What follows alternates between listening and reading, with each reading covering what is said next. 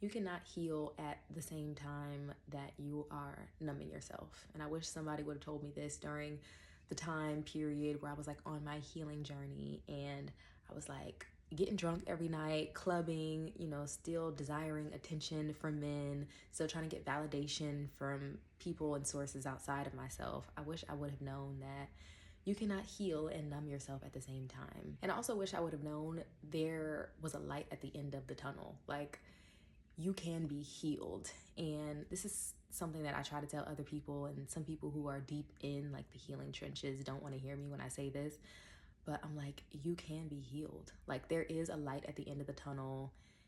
There is a place of freedom and like love and oneness and peace that you get to after you've shed all the conditioning, after you've shed all the BS, after you've essentially like given people back what they tried to put on you. And I was just talking to my partner about this, and he was like, when you hold on and harbor to pain, like you're essentially letting that person change you. You're letting the people who hurt you change you. And sometimes, and this is something that I've noticed, the people who hurt you won't even remember.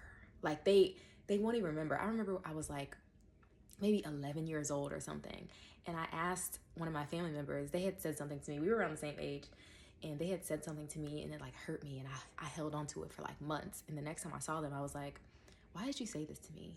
And they were like, I don't even remember saying that. Like, they were just like out of it. So if I would have held on to that for years later and let what they said affect my heart and my self-esteem and put me in, a collapsed heart position, and just let it affect me, then I wouldn't, like, I would essentially be letting that person who hurt me for, let's say, 2 minutes, 2 hours, 2 seconds, 2 days, whatever. Now I'm extending it to 20 years, to 12 years, to 2 years. Like, I'm extending the pain for that long, and I'm allowing that person to make me like have wounds, like have these conditionings, have this pain that I'm holding on to for forever.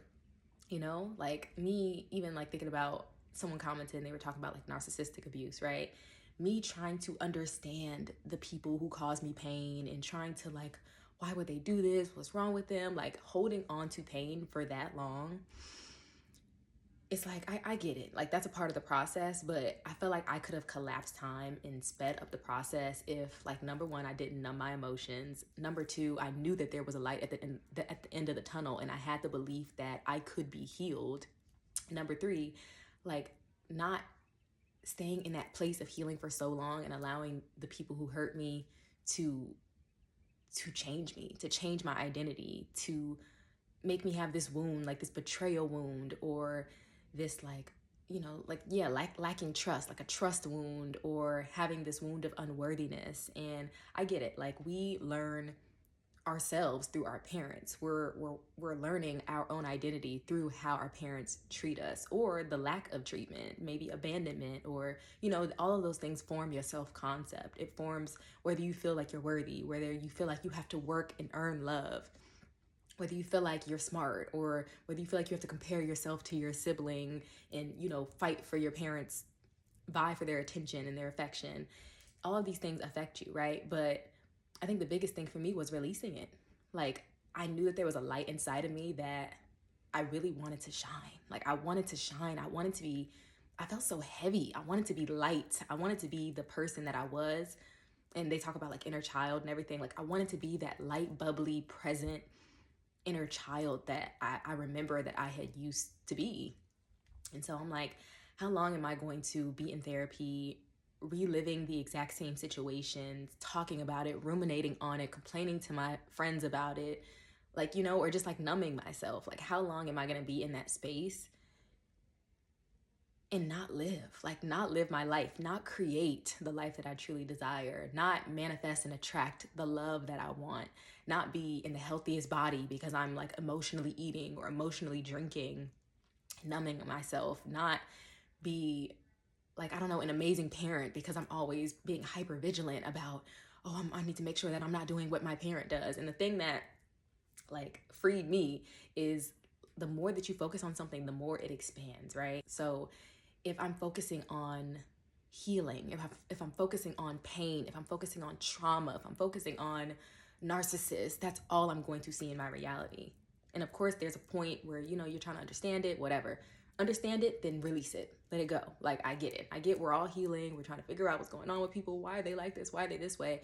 I know people who have been stuck there for 20 years. Like, they're in the therapy healing mindset, and they've never allowed themselves to be healed. And they've also never, because they're searching for problems in everybody else instead of searching for solutions, like the blame shame cycle. Why did they do this to me? Or what's wrong with me? Why am I attracting these certain things? Because you stay in that same cycle, it's like you're missing the point where it's like, what's the solution? Like, okay, that happened then, and it might even be happening now. I'm gonna free somebody with this. Sometimes it's that person. Sometimes you need to get rid of that person, right? Sometimes that person is actively traumatizing you and hurting you.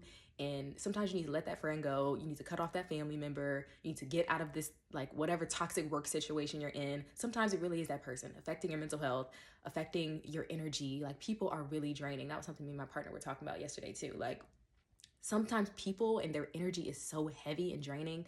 You just got to get away. Like, that's what I was talking about in my last video. Like, get out. Get away from the people who are draining you. Get away from the leeches, the people who are sucking the life out of you. Get away from the people who are traumatized and traumatizing you because they are a perpetual victim or a perpetual abuser, right? I talk about the victim abuser dynamic, right? It's two sides of the same coin. If you are a victim, and that's what happens, right? Abusers abuse people, and then those people are victims, and then those victims become abusers.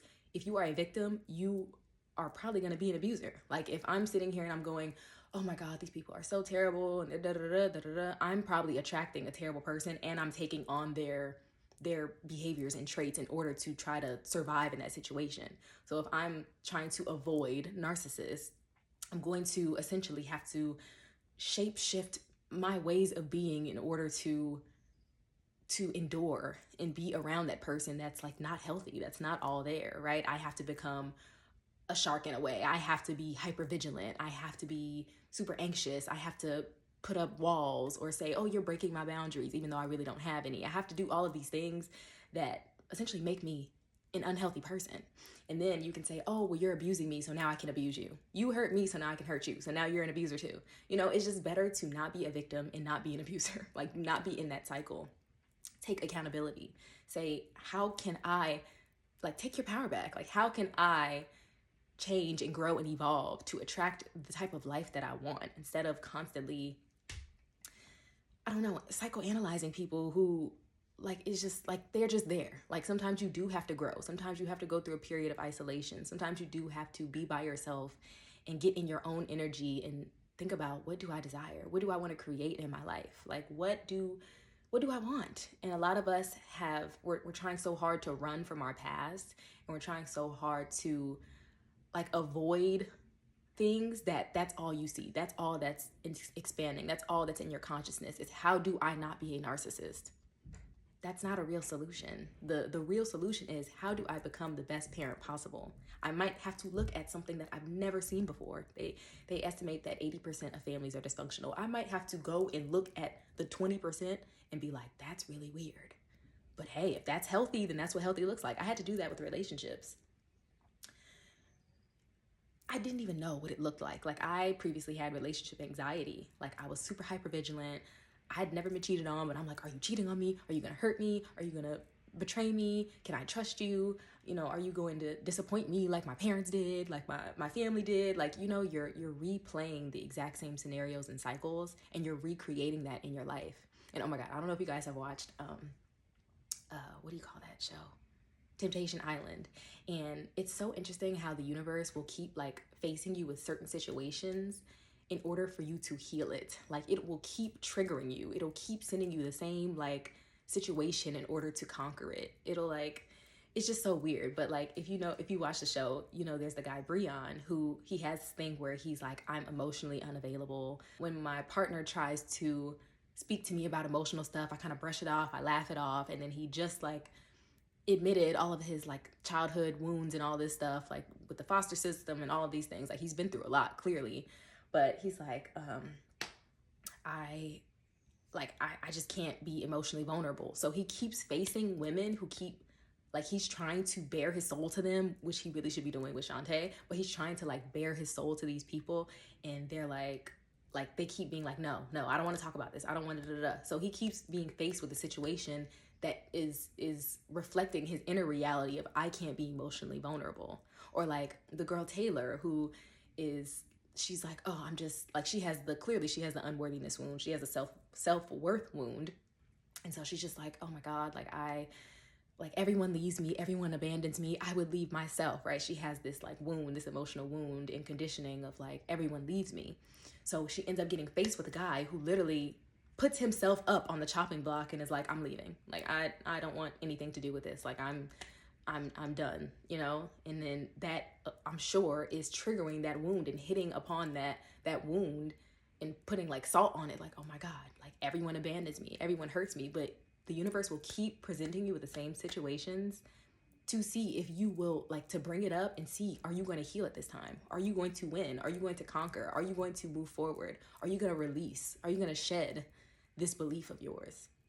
And so I realized I kept attracting narcissists and like abusive people and like, you know, and of course I was a victim, right? Oh, why is me? Why do I keep attracting this person? But you attract everybody. Like, truly, like there was good people who I attracted who I did not treat well because I was always in this victimized state. And then I'm just like, I'm numbing myself. I was just in a bad place, right? So it's like, and even those people, like me and them are cool now, and like I've apologized to some of the people that I hurt back then, but it's like you can be so much in a victim state you don't even realize like you're hurting people.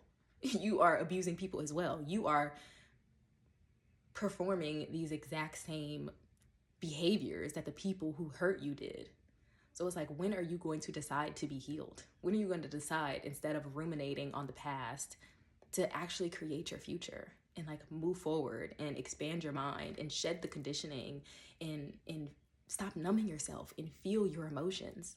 Like, feel them. That's what they're doing on Temptation Island. They have to like sit with themselves. Some people are like, you know, they're just moving on to new people, but most of them are like, you know what, I'm gonna sit with this. Like, I don't want to just do what I was doing and hop into a new relationship, hop into a new situationship. Like, let me actually sit with myself, because clearly I have this pattern. A lot of us are stuck in patterns and cycles, and clearly I have this cycle of I jump from relationship to relationship. Clearly I have this cycle of I numb myself with, like Breon, with threesomes. Some people have sex addictions, corn addictions. You cannot numb yourself and heal at the same time. Your inner child, those emotions, those inner feelings are going to still be there. Like, you're just kicking the can down the road. They're still going to be there begging to be felt, begging to be processed. That's why I'm like, the people who are like how I used to be, like very self-conscious, always in our heads, always overthinking, always psychoanalyzing, like, your emotions are still there. Like, even though you're drinking every single day, the emotions are still there. They're going to come out in some way. The anger is still there. The pain is still there. The hurt is still there. The sadness is still there. The disappointment, the disgust, the rejection, like whatever the emotion is, the shame, like, you have to feel those things and release them so you can actually move up what I call like the emotion scale. You have to process those emotions, because those emotions are negative. They're not bad. Like, they're begging to be seen and be felt, so you can move up the emotion scale and actually attain what you might not even know that you desire now, but like peace and love. And like, for so long I wanted security and stability and like a firm foundation, and like just to feel like I could finally plant my feet on the ground. And like, now that I finally have that, I'm like, oh my God, like, it's been a long journey, but like, I'm here. And I wish I could just tell you, like, and tell my old self, like, you can be healed. Just don't numb yourself. Like, don't numb yourself. Don't kick the can down the road. Feel your emotions that are begging to be felt. If you are a self-conscious person, if you are an overthinker, if you have been in therapy for years, if you are trying to heal, but like you just can't and you keep replaying the same cycles, like, you have to face yourself. Like, you have to face those demons, or whatever they call them, like whatever dark energies, whatever heavy stuff that's on you, the things that you might think are negative. Like, you have to face those things, and it's hard. It's hard. But like, once you get through those things, you're stronger. You're more resilient, you're more emotionally stable. You're not so easily swayed by everybody else. You're not like this fragile being that people can take advantage of, and like predators can be like, oh yeah, that person's weak. Oh yeah, I could sell them whatever, because they're just begging for a solution. Like, you have to do the inner work so you can like shine. And I think that was the biggest thing that I've taken away from this healing journey, and finally, after a long time, being healed and feeling whole.